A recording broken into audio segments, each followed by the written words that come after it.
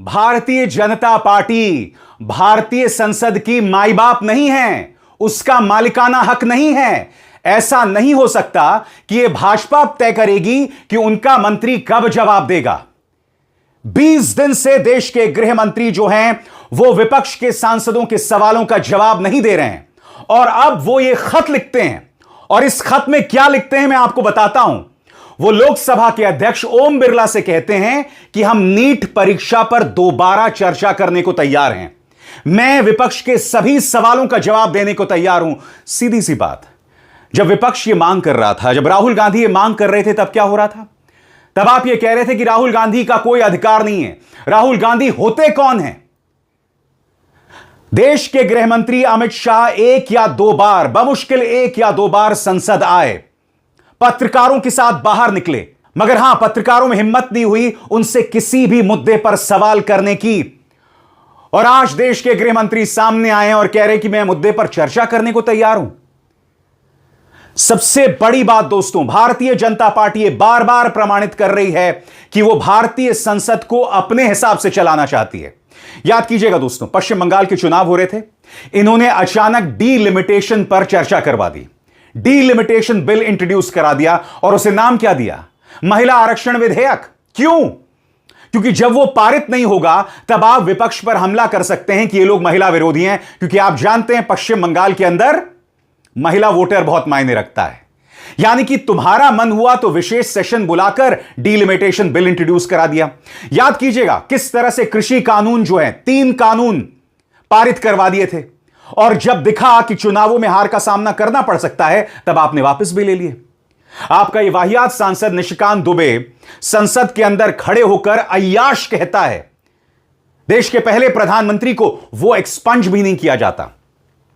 मगर जब प्रियंका गांधी वाड्रा, प्रहलाद जोशी, मौजूदा शिक्षा मंत्री प्रहलाद जोशी के उस बयान का जिक्र करती हैं जिसमें उन्होंने बिल्किस बानो के बलात्कारियों की रिहाई का स्वागत किया था, तो उसे एक्सपंज कर दिया जाता है। राहुल गांधी जब अडानी पर कुछ कहते हैं उसे एक्सपंज कर दिया जाता है, और ये खुद छुई मुई बने रहते हैं। आरएसएस के बारे में कुछ मत कहो, प्रधानमंत्री के बारे में कुछ मत कहो, अमित शाह के बारे में कुछ ना कहो, कोई पत्थर से ना मारे मेरे दीवाने को। अमित शाह अब कह रहे हैं कि मैं चर्चा करने को तैयार हूं, मगर 20 दिन से विपक्ष कह रहा था, उस वक्त आप खामोश थे। यही वजह है कि राहुल गांधी कह रहे हैं कि आपका गुब्बारा फट गया है। सुनिए क्या कहा राहुल गांधी ने। The question is not whether Mr. Amit Shah comes and opines. We don't care what he has to say. Okay. First of all, the most important thing to understand is 20 दिन के लिए गायब हो गए। यहाँ बैठे थे, गाड़ी आती थी जाती थी, 30 गाड़ियां उनके। Student should know this. 30 cars around Amit Shah. उनके घर के सामने जाइए, वहां पे मतलब 1000 पुलिस वाले खड़े हुए हैं कि कोई बच्चा ना आ जाए। तो गुब्बारे में से गैस निकल गई। अब लास्ट मिनट वो उसमें फिर से गैस भरने की कोशिश कर रहे हैं, बट गुब्बारा फट गया है। Amit Shah has no courage. The home minister of India has no courage. He can not come to the house. देश के गृह मंत्री अमित शाह सामने आते हैं और वो दुहाई देते हैं भाषा की, कि किस भाषा में विपक्ष जो है इस संसद की कार्रवाई को कंडक्ट कर रहा है, अपनी बात रख रहा है। पहले आप सुनिए अमित शाह कह क्या रहे हैं, क्योंकि एक लंबे अरसे के बाद वो पत्रकारों के सामने आए और पत्रकारों में हिम्मत नहीं उनसे सवाल करने की। एक तरफा संवाद था अमित शाह का। सुनिए शाह साहब ने क्या कहा। देखिए, सबसे पहले तो लापता, भाग गए, भगोड़े हैं, इस प्रकार की भाषा भारत की सार्वजनिक जीवन में और संसदीय जीवन में अभी अभी सुनाई पड़ती है। जब से संसद सत्र शुरू हुआ तब से लगातार मैं संसद में आता हूं, मेरी चैम्बर में बैठा हूं। चूंकि संसद भवन के अंदर विपक्ष संसद को चलने ही नहीं दे रहा है, दोनों गृहों में, तो कोई जाकर क्या करेगा? आप भाषा की बात करते हैं।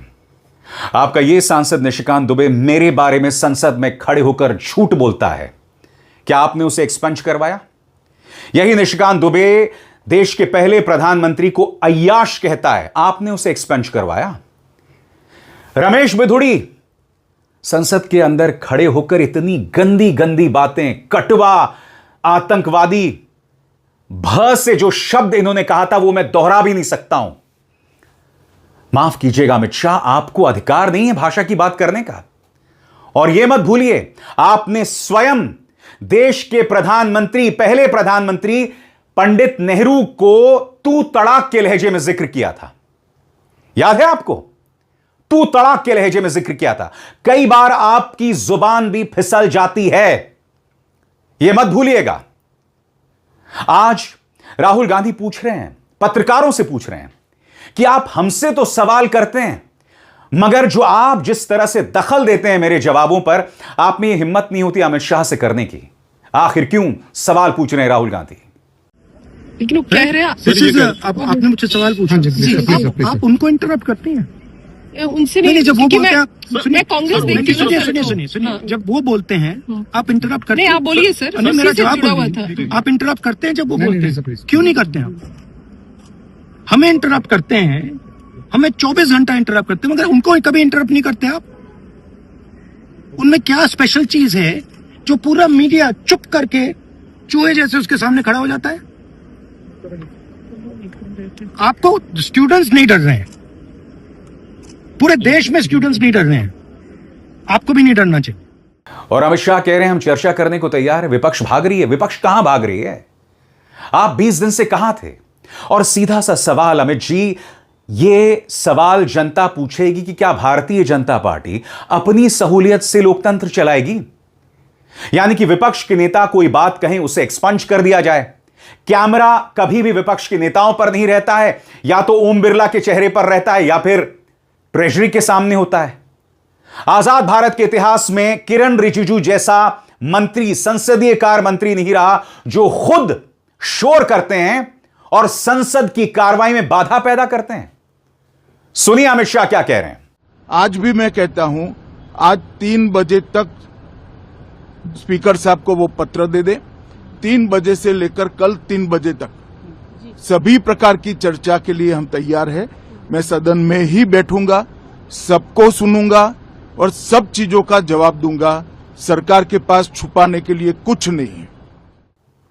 राहुल गांधी नाराज है गोदी मीडिया से, क्योंकि उनसे सवाल पूछा गया कि आप झारखंड पे कुछ क्यों नहीं कह रहे हैं। राहुल गांधी ने कहा गलत है, मैं झारखंड पर लगातार अपनी बातें कह रहा हूं। सुनिए क्या कहा राहुल ने। झारखंड पे मैं चुप नहीं हूं। प्रेस कॉन्फ्रेंस में मैंने सीधा क्लियरली बोला है, we do not appreciate any violence against our students. मैं चुप नहीं हूं, खुल के बोल रहा हूं, ठीक है। और अब एक जरूरी संदेश, सच के इस सफर में मेरा साथी बनिए, मेरा चैनल ज्वाइन कीजिए और इनमें से एक विकल्प, एक ऑप्शन चुनिए। शुक्रिया। प्रियंका गांधी भी वहां थी। बकौल प्रियंका गांधी, अमित शाह आते क्यों नहीं? सुनिए उन्होंने क्या कहा। सदन में कहा उन्होंने आपसे। सबसे बड़ी बात दोस्तों, देश में लोकतंत्र की क्या हालत है, इसका सबूत आपको इस बात से मिलता है कि कॉकरोच जनता पार्टी जो है वो एक आयोजन करना चाहती है, मगर उसकी इजाजत नहीं मिलती है। सुनिए क्या कह रहे हैं अभिजीत दिपके। आज हम दिल्ली में हमारी वॉलंटियर्स मीट करने वाले थे, जिसके लिए हमें एक इंडोर मीटिंग करनी थी। इसके लिए हम हॉल चाहते थे। हम कई जगहों पर गए, किसी ने भी हमें हॉल नहीं दिया। सारे लोग कह रहे थे ऊपर से प्रेशर है, हम कॉकरोच जनता पार्टी वालों को हॉल नहीं दे सकते। ऐसे 10 जगहों पर हम गए, 10 जगह से हमें एक ही चीज़ बताई गई कि हम आपको हॉल नहीं दे सकते, क्योंकि कॉकरोच जनता पार्टी वालों को अगर हम हॉल दे देंगे तो हमारे लिए तकलीफ हो जाएगी। हमें धमकियां मिल रही है ऊपर से। बड़ी मुश्किल से हमें ये हॉल मिला था, जिसकी ये रिसीट है। ये हॉल हमें मिला था, लेकिन आज सुबह इनको भी धमकी दी गई और इन्हें बोला गया कि अगर आप यहाँ कॉकरोच जनता पार्टी की मीटिंग होने देते हो तो आपको उल्टा लटकाया जाएगा। तो इस तरह से लोगों को डराया जा रहा है, धमकाया जा रहा है और हमें मीटिंग करने से भी रोका जा रहा है। तो ये सारा बीजेपी के द्वारा किया जा रहा है। बीजेपी के लोग सभी को डरा रहे, धमका रहे कि कॉकरोच जनता पार्टी वालों को अगर कोई मीटिंग के लिए जगह दे देगा तो उनको उल्टा लगाया जाएगा। इस तरह का माहौल बीजेपी वाले इस देश में फैला रहे और कहीं ना कहीं इन लोगों से, उनकी बातों से ये जो हो रहा है उस सबसे उनका डर साफ नजर आ रहा है। परमिशन इंटरनल के लिए, इंडोर मीटिंग के लिए कौन सी परमिशन चाहिए होती है? हॉल बुक करना होता है उसके लिए कोई पुलिस परमिशन नहीं लेनी पड़ती है। अगर आप कोई बैंकेट हॉल बुक करते हो या कोई भी हॉल बुक करते हो, आप उसके लिए पुलिस के पास जाते हो? उसके लिए तो बस ये रिसीट है उसकी, ये रिसीट है। लास्ट मोमेंट पर कैंसिल कर दिया गया है और ये बोला गया है, इनको धमकाया गया है कि अगर यहाँ पर कॉकरोच जनता पार्टी की मीटिंग आपके वेन्यू पर होती है, आपके हॉल में होती है, तो आपको उल्टा लटकाया जाएगा। सुबह से इस ओनर को कॉल आ रहे थे। विपक्ष सवाल पूछ रहा है और आपको सवालों के जवाब देने पड़ेंगे। आप सवालों से भाग नहीं सकते हैं। अखिलेश यादव कह रहे हैं कि हम चर्चा को तैयार हैं, और हकीकत यह है कि सरकार के पास सवालों के जवाब नहीं है, ना नीट पेपर लीक को लेकर, ना छात्रों पर दमन को लेकर, इसलिए गृह मंत्री भागते फिर रहे हैं, और ना राम मंदिर चंदा चोरी को लेकर। जी हां, उसे तो भाजपा ने और उसके पालतू मीडिया ने भटका ही दिया है। सुनिए क्या कह रहे हैं अखिलेश यादव। का पक्ष यही था कि दोनों मुद्दों पर बहस हो। धार्मिक संस्थानों में जो कुछ हो रहा है और शिक्षा परीक्षा को लेकर के जो हो रहा है, पहले दिन ही से समाजवादी पार्टी का ये पक्ष रहा कि शिक्षा परीक्षा और धार्मिक संस्थानों में जिस तरीके से भारतीय जनता पार्टी या उनके संगी साथी अंडरग्राउंड लोग मिलकर के चोरी कर रहे हैं, दोनों मुद्दों के पीछे एक ही गिरोह है, दोनों मुद्दों के पीछे एक ही तरह का मामला है। इसलिए दोनों मुद्दों पर बहस होनी चाहिए थी, क्योंकि जब एक गिरोह काम कर रहा है तो दोनों मुद्दे एक ही हुए, या यूं कहें एक सिक्के के दोनों पहलू एक ही हैं। भारतीय जनता पार्टी और उनके अंडरग्राउंड अनरजिस्टर्ड लोग संगी साथी। शिक्षा परीक्षा में जो सवाल उठा, किन के खिलाफ उठा, या धार्मिक संस्थान पे किसके खिलाफ उठा? तो उस सब के पीछे एक ही गिरोह काम कर रहा है। इसलिए हम चाहते थे दोनों मुद्दों पर बहस हो। सरकार बहस से हटना चाहती, जवाब नहीं देना चाहती है। जवाब नहीं है उनके पास। जो लखनऊ से, जो यूपी से एसआईटी रिपोर्ट आई है, उसमें बहुत सारे लोगों के नाम हैं जो बहुत